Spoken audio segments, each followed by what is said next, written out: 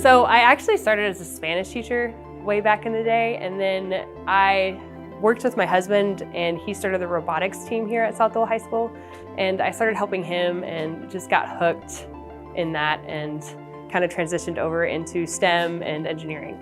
I'm at South Doyle High School learning about computer-assisted design, using a laser torch to cut material.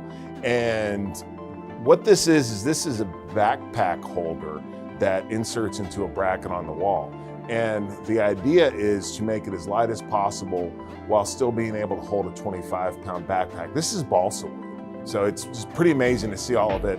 And again, this is directly applicable to the workforce. I mean, if they're going out and learning about engineering and learning about fabrication, this is how it's done nowadays.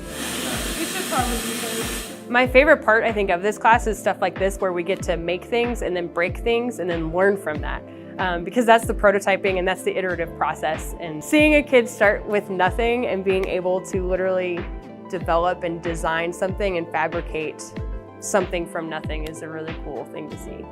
Ultimately, I hope out of courses like this that young women are able to see the opportunities available in sectors of the economy like advanced manufacturing and hopefully pursue those.